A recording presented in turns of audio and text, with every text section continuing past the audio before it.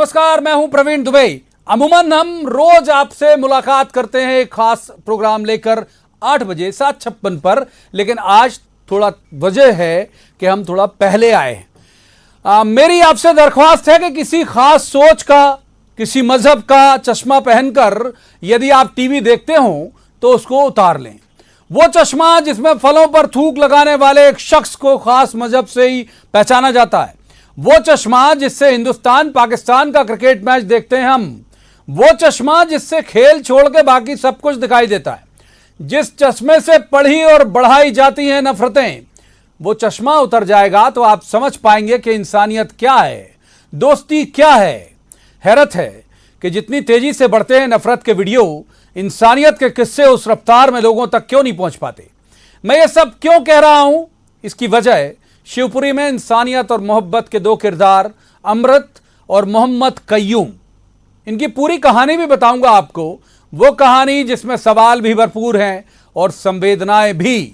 मोहम्मद कय्यूम जो और अमृत, दो दोस्त जो एक साथ सूरत से ट्रक में चढ़ते हैं, आधा रास्ता पैदल भी सफर करते हैं वो लोग, यानी टुकड़ों में, कभी पैदल चलते हैं, कभी कोई ट्रक वाला पनाह दे देता है।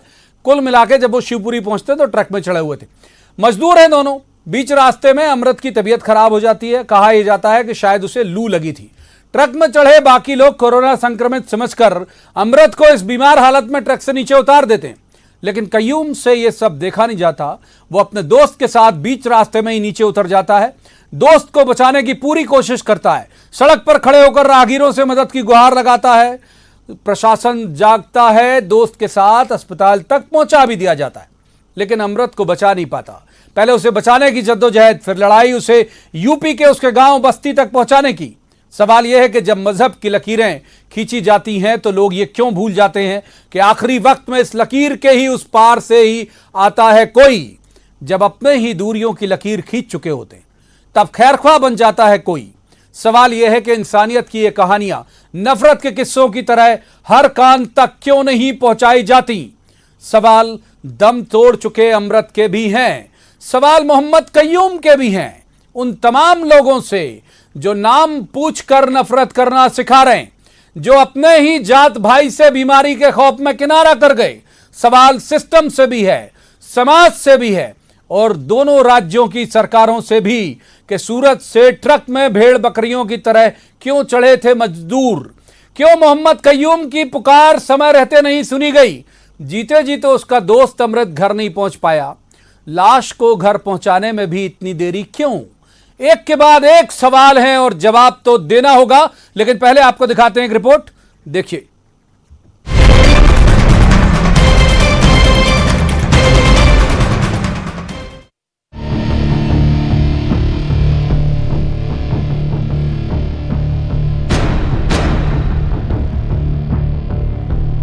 तो आज सुबह से मैं परेशान हूँ।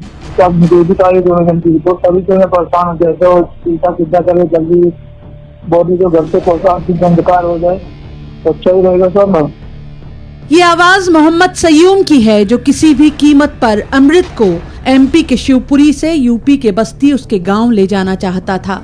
पहले सही सलामत और अब जो अमृत की देह बाकी रही तो उसके शव को लेकर। नफरत के सैकड़ों वीडियो पर इंसानियत की एक तस्वीर भारी है। जो गोदी में लेटा है वो अमृत है, जिसकी गोदी में लेटा है वो उसका दोस्त मोहम्मद कय्यूम है।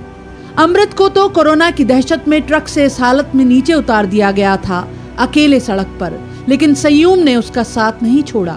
हालांकि बाद में दोनों की ही कोविड रिपोर्ट नेगेटिव आई। अब जब अमृत उसे छोड़कर दुनिया से चला गया तब भी कय्यूम ही साथ है उसके, जो उसे बस्ती तक ले जाने की जद्दोजहद कर रहा है। ये बाकी की तस्वीरें उसी कोशिश की हैं। मैं गया था, बड़े साहब से बात करके आया हूँ तो बड़े साहब बोले कि बेटा टेंशन मत ले, एम्बुलेंस आ रही थी, जाके पुलिस चौकी में गए थे। तो मैं गया पुलिस चौकी में, तो पुलिस वाले से मैं बोला, पुलिस वाले बोले मेरे को नहीं पता, जाके तुम बड़े साहब से बात करके आओ।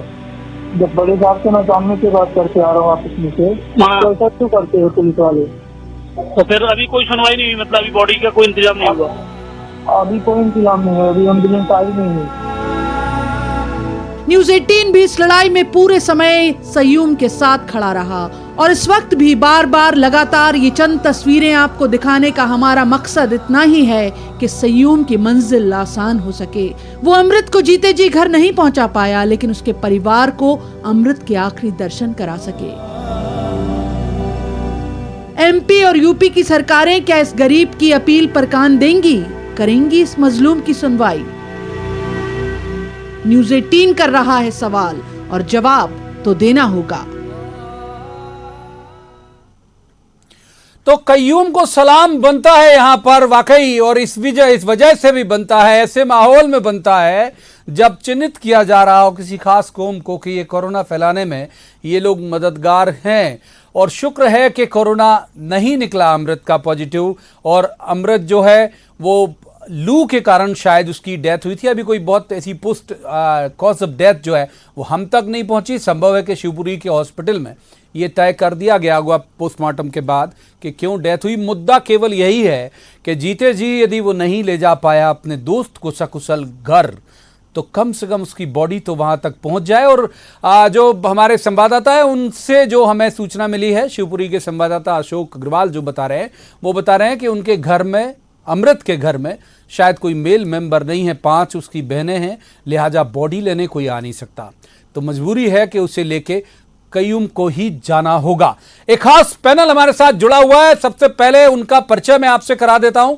हमारे साथ है राजपाल सिसोदिया, ये बीजेपी के प्रवक्ता हैं, स्वागत है राजपाल जी का। दूसरे मेहमान भूपेंद्र गुप्ता, ये कांग्रेस के प्रवक्ता हैं, भूपेंद्र जी का भी बहुत स्वागत है। और तीसरे मेहमान हैं शिवनराग पटेरिया, ये वरिष्ठ पत्रकार हैं, शिवनराग पटेरिया साहब का भी बहुत बहुत स्वागत है। शुरुआत करेंगे राजपाल सिसोदिया साहब से। दोनों राज्यों में सरकार उन्हीं की है।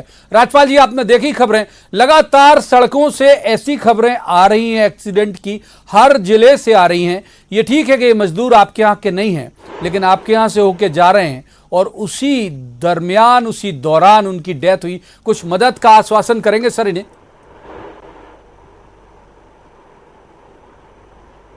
निश्चित तौर पर यह दुर्घटना, यह जो घटना हुई है वो दुखदायी है, इससे दुख ही मिला है।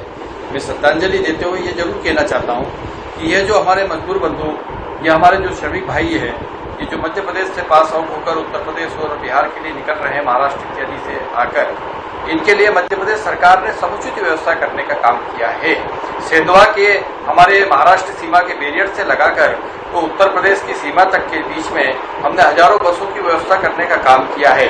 सेंधवा के से लेकर देवास तक हमने बसों की व्यवस्था करी है, देवास से गुना तक बसों की व्यवस्था है, देवास से सागर तक व्यवस्था है, देवास से दौलतपुर तक बसों की व्यवस्था है, फिर गुना से शिवपुरी मुरैना के लिए व्यवस्थाएं हैं, वहीं से दिमनी के लिए झांसी की बॉर्डर पे वहां के लिए व्यवस्था है, इधर सागर से भी छतरपुर और आगे के लिए व्यवस्था। हमने बसों की व्यवस्था करने के साथ साथ में इस तरीके से जो पॉइंट्स बनाए, उन पॉइंट्स के ऊपर जो है श्रमिकों के भोजन इत्यादि की भी व्यवस्था करने का काम किया है। परंतु यह असीमित एक प्लांट वे में आना नहीं हुआ है। ले नहीं रहा है सर, यूपी कहाँ ले रहा है सर, कहाँ ले रहा है यूपी? कल हमने रीवा और सतना की खबरें दिखाई थी राजपाल जी, कहाँ ले रहा है यूपी? रीवा और सतना के लोगों के पर लाठीचार्ज करना पड़ा, बाद में वहां के डीएम आए, डीएम या एसपी, अगर मैं गलत नहीं हूं तो डीएम या एसपी आए यूपी से और जो समीपस्थ जिला था वहां से, और फिर उन पर बात हुई। कहाँ ले रहा है यूपी? खैर, दूसरे मेहमान का रुख कर लेते हैं, भूपेंद्र गुप्ता हमारे साथ जुड़े हुए। भूपेंद्र जी, सबसे पहले तो ये जो घटना है इस पर मैं आपसे बात करूंगा, दूसरा ये कि कहां चूक हो रही है आपको लग रहा है? ये ठीक है कि हमारे यहां का मसला नहीं है, लेकिन हम भी इंसान हैं और मसला इंसानियत का है। भूपेंद्र गुप्ता जी। देखिए, ये बिल्कुल इंसानियत का मसला है और ये कहानी जो है उन नफरतियों के लिए एक बड़ा सबक है जिन्होंने पूरे हिंदुस्तान को नफरत के आधार पर बांट देने की चेष्टाएं की हैं।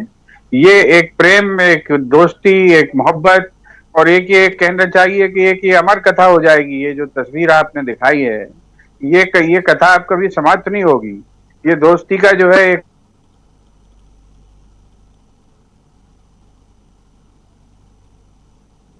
जी भूपेंद्र जी, बात पूरी करिए, शायद कुछ तकनीकी दिक्कत है भूपेंद्र जी की तरफ। अगर तीसरे मेहमान का हम रुख कर सकते हैं, अगर उनके ऑडियो में कोई दिक्कत आ रही है तो, और उम्मीद करेंगे कि जल्दी सुधर जाए। भूपेंद्र जी, सुन पा रहे हैं आप मुझे?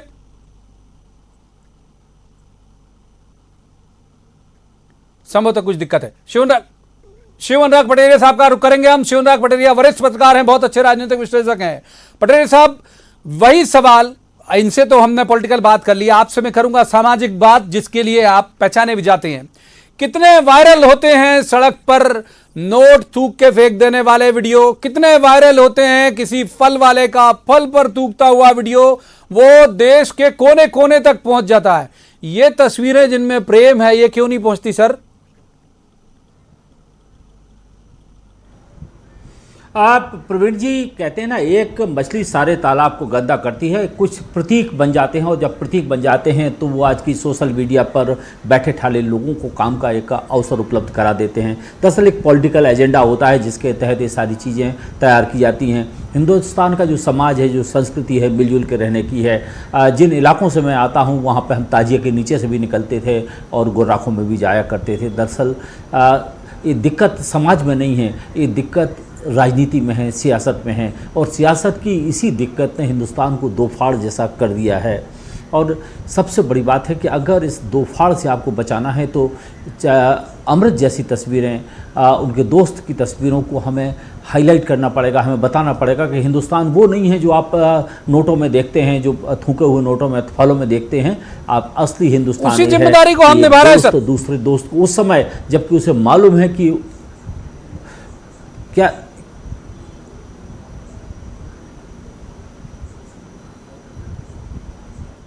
मैं कह रहा हूं कि उसी जिम्मेदारी को हम निभा रहे हैं कि ऐसी तस्वीरें सार्वजनिक होनी चाहिए। प्रवीण जी, वास्तव में निश्चित तौर पर आप सिर्फ अपने इलेक्ट्रॉनिक मीडिया पे, अपने चैनल पे नहीं, आप अपनी टिप्पणियों के लिए जाने जाते हैं और अपने जिस तरह से सोशल मीडिया को सारे इशू को हैंडल किया है, मैं उसको आपको सैल्यूट करता हूं। आप मेरे सहयोगी हैं, बहुत पुराने सहयोगी हैं, लेकिन सोशल मीडिया पर भी आपने जिस तरह से इसको सारे लोगों को आड़े हाथ लिया है, मुझे लगता है नज़ीर बन जानी चाहिए, या पेशकश बन जानी चाहिए, ये हमारी परंपरा का हिस्सा बन जानी चाहिए। कहते हैं ना कि जब अच्छे लोग इकट्ठे नहीं होते हैं तो वो लोग आगे आ जाते हैं जो लोगों को इकट्ठा नहीं होना चाहिए। या सरलीकृत भाषा में कहूँ कि जो नकली जो करेंसी है वो असली करेंसी को बाहर करने की कोशिश करती है, लेकिन असली करेंसी होती है, चलती है इस देश की तहजीब, तमीज़ और तौर तरीके। आपको देखना है तो सूखी से बनिया में देख लीजिएगा, आपको तहजीब देखना है तो एबी रोड पे देख लीजिएगा।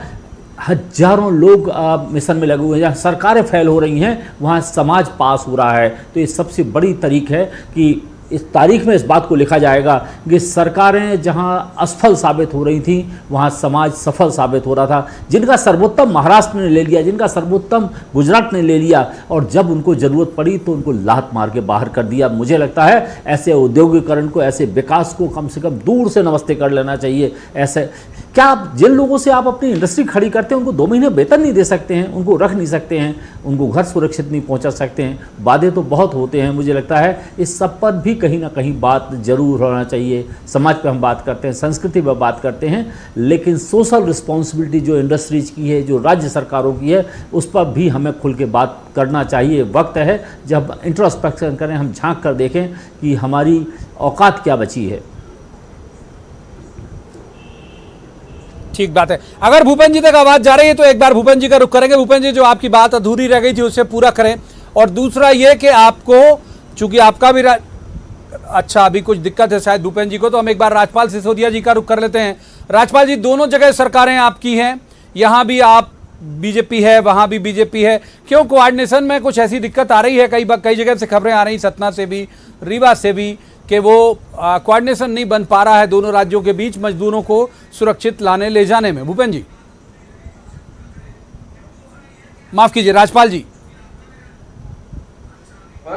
मुझसे पूछा है तो मैं, हाँ, निश्चित तौर पर आपने जो बात कही कि ये जो मजदूरों का जो आगमन हुआ है ये मध्य प्रदेश में, चूंकि मध्य प्रदेश से पास आउट हो रहे हैं, तो ऐसे में कहीं ना कहीं कोऑर्डिनेशन का अभाव रहा, जो कि दूर कर लिया गया है। अब ये जो निश्चित संख्या जो सेंधवा से, महाराष्ट्र की सीमा से, चाहे राजस्थान की सीमा से, चाहे गुजरात की सीमा से उत्तर प्रदेश और बिहार के लिए जा रही है, ये जो हमारी बसों में जो लोग वहां से बैठकर निकल रहे हैं उनका रजिस्ट्रेशन हो रहा है, उनकी संख्या जो है आगे पहुंचाने का काम हो रहा है और उसका कोऑर्डिनेशन होने लगा है। क्योंकि पहले अनुमान नहीं था कि कितने लोग और कहां जाने वाले हैं, तो वो उस वजह से कोऑर्डिनेशन का स्वाभाविक तौर पर, जब अनुमान ही नहीं था तो कैसे बात करते। आज जब अनुमान है, संख्या है सरकार के पास में, तो बात भी हो रही है और उनको व्यवस्थित बसों के द्वारा पहुंचाने का काम भी हो रहा है। बसें लगी है, लगभग 10,000 बसें इन स्थानों पर लगी हुई है। अच्छा, जो सड़कों से इन मजदूर प्रवासी कब मजदूरों बंद हो को जाएंगे एक राजस्थान स्थान से दूसरे से? स्थान पर ले जाने का आपको काम कोई कर रहे अनुमान हैं, है, कोई छोड़ने का सूचना काम है कर रहे हैं। कि कब ये रेला जो है वो थमेगा, लोग घर तक पहुंच जाएंगे?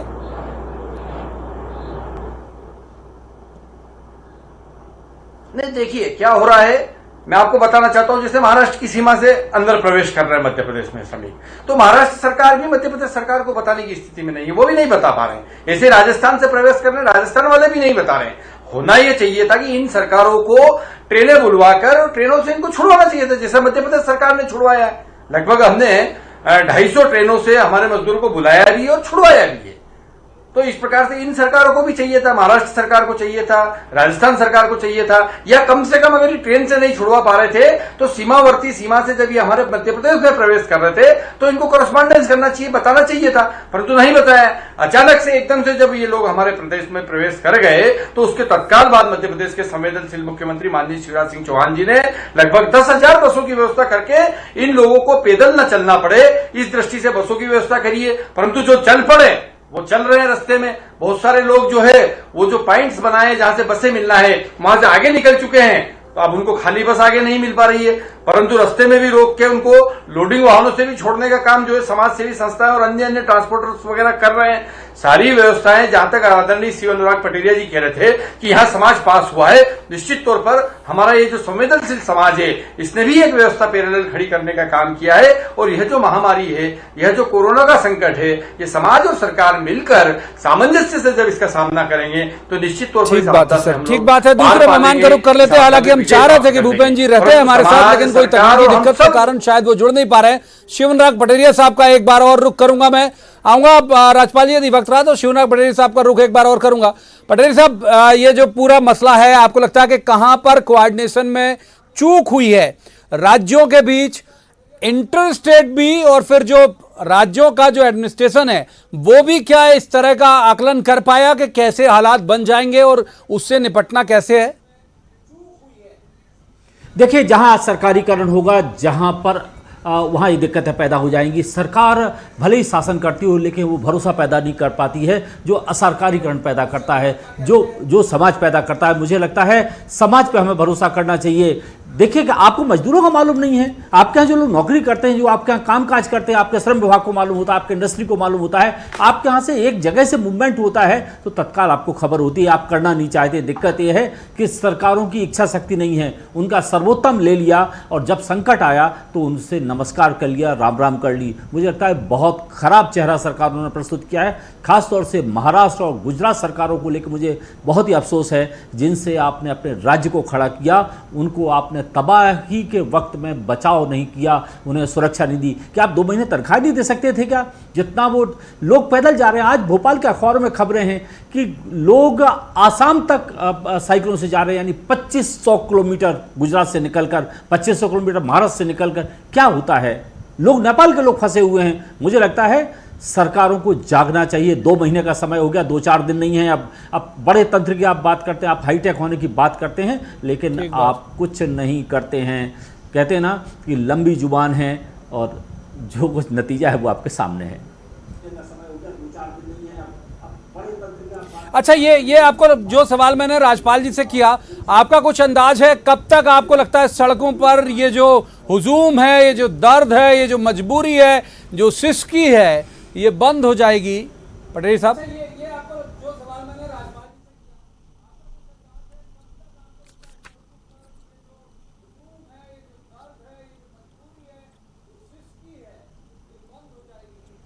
देख प्रवीण जी, मैं पहले भी आपके चैनल पे बातचीत पे कह चुका हूं, मुझे लगता है इस किस्म के लॉकडाउन से ज़्यादा बेहतर है कि लोगों को मरने से ज़्यादा अच्छा है कि लोगों को घर पहुंचाइएगा, लोगों को ट्रेन चलाइएगा। ये चलता रहेगा। लोगों को उनकी जगह पर रोटी दीजिएगा, उनकी जगह पर सुरक्षा दीजिएगा, उनको रहने की जगह दीजिएगा। लोग क्यों निकलेंगे? पूरी दुनिया में संकट है।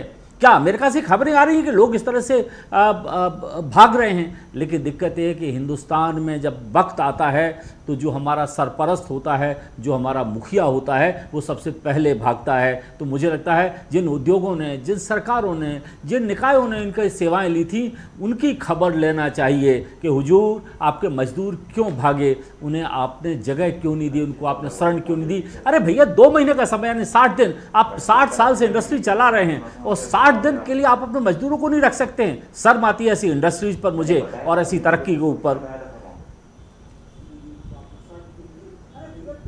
ठीक बात है। राजपाल सिसोदिया साहब जो बात कर रहे हैं शिवराज पटेरिया साहब, उसमें बहुत हद तक दम भी है। केवल आपकी सरकार या आपकी पार्टी की सरकार की बात नहीं, तमाम राज्य सरकारों के लिए है कि जो आपके यहाँ जिसने अपना खून पसीना बहाया, उसे अगर आप इत्मीनान नहीं करा पाए कि आप रहिए, हम हैं, हम यानी सरकार है आपके साथ, तो फिर ऐसे में तो तकलीफ दे है स्थिति।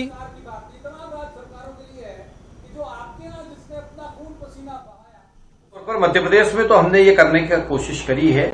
मध्य प्रदेश के अंदर जो एक बड़ा श्रमिकों का पैदल आवागमन का कारण दिख रहा है, ये भौगोलिक दृष्टि से भी दिख रहा है प्रवीण जी। तो हो क्या रहा है कि सुदूर दक्षिण से जो लोग उत्तर की तरफ जा रहे हैं या पूर्व की तरफ जा रहे हैं, वो मध्य प्रदेश से पास आउट हो रहे हैं। आप देखेंगे पश्चिम से जो पूर्व की तरफ जा रहे हैं, वो भी मध्य प्रदेश से पास आउट हो रहे हैं। आप देखेंगे कि चारों तरफ से मध्य प्रदेश के अंदर से निकल के जाने का काम मजदूर कर रहे हैं। ऐसी स्थिति में हमें यह जो संसाधन लगाने की व्यवस्था है, यह करना पड़ी और हमने बड़ी संख्या में करने का काम किया है। मध्य प्रदेश के मुख्यमंत्री माननीय शिवराज सिंह चौहान जी ने भी, जो कि बहुत संवेदनशील है, उन्होंने 10,000 बसों की व्यवस्था इन्हीं मजदूरों के लिए करी है जो पास आउट हो रहे हैं हमारे यहाँ से। और ये अचानक चारों तरफ से बिना जानकारी के, बिना पड़ोसी राज्य की सूचना के बिना ये इस प्रकार से हमारे मध्य प्रदेश की सीमाओं में प्रवेश कर गए हैं। इनको हम सुरक्षित, इनको व्यवस्थित, इनके भोजन की, पानी की इत्यादि व्यवस्था करते हुए, बसों की व्यवस्था करके, गाड़ियों की व्यवस्था से इन्हें इनके गंतव्य तक, इनके प्रदेश की सीमा तक छोड़ने का काम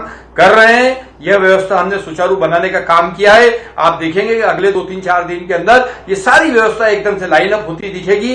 जो लोग सड़कों पे पैदल चल रहे हैं, उन लोगों की व्यवस्था भी हम करने का काम कर रहे हैं। अभी बीच में हमारी सरकार ने पेट्रोल पंपों को आदेश करने का काम किया कि उन स्थानों पर शौचालय, पानी, नाश्ता, भोजन, जो भी वहां एक हो सके व्यवस्था है, वो व्यवस्था उनको देने का काम करना चाहिए। वो होना लगा है।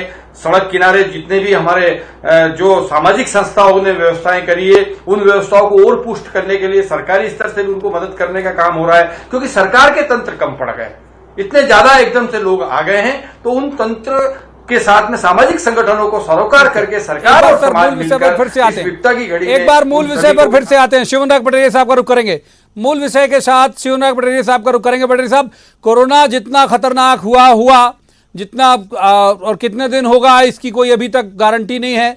कोई जो वैज्ञानिक है वो भी नहीं बता पा रहे हैं कि ये कब तक जाएगा।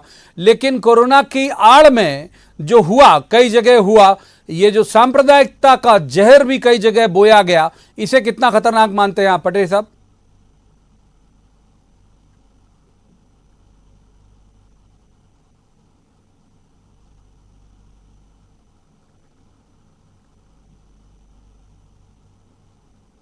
प्रवीण जी, वास्तव में बहुत खतरनाक है ये सब कुछ। समाज को तार तार कर दिया है।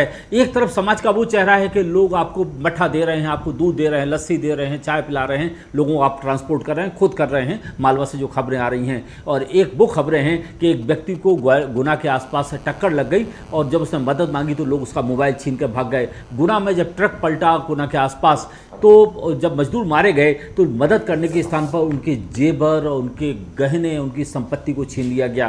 अब इससे बुरा क्या हो सकता है? इससे बुरी हालत क्या हो सकती है? इससे बुरी बात क्या हो सकती है? मुझे लगता है समाज ने सिर्फ सांप्रदायिकता का दंश नहीं झेला है, समाज का असली विद्रूप और कुरूप चेहरा भी हमारे सामने आया है कि हम बातें बड़ी बड़ी करते हैं, लेकिन जब मुसीबत होती है, जब दिक्कत में होती है, तो हम लूटपाट करने से भी नहीं चूकते हैं। गुजरात या कहाँ से खबर आई थी कि अस्पतालों में जो मर गए लोग, उनके भी जेवर लोगों ने उतार लिए। तो ये समाज कई किस्म का है।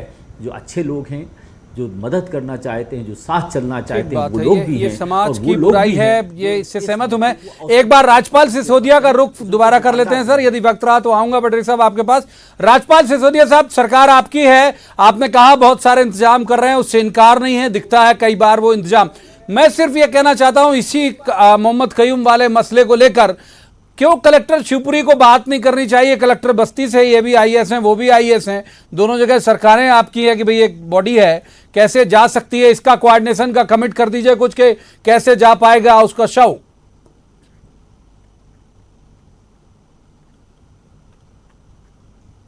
शासन व्यवस्था करेगा, हम भी बात करेंगे। आपने ध्यान आकर्षित किया है। और सबसे बड़ा धर्म तो ये जो मानवता का धर्म है, सबसे बड़ा धर्म तो मित्रता का धर्म है। कयूम भाई ने मित्रता का धर्म निभाया, ये सबसे बड़ा धर्म है। निश्चित हमारे देश में तो मित्रता के कई सारे पुरातन काल से इस प्रकार के संस्मरण और किस्से हैं कि मित्रता को सर्वोपरि स्थान दिया गया है। मानवता के बाद में अगर कोई स्थान है तो मित्रता का है, और वो मित्रता उन्होंने निभाने का काम किया है। उनको मैं साधुवाद देता हूं। और कैसे हमारे उस मृतक श्रमिक का शव, अमृत का शव उसके गंतव्य तक पहुंच सके, इसकी व्यवस्था शासन स्तर पर होगी।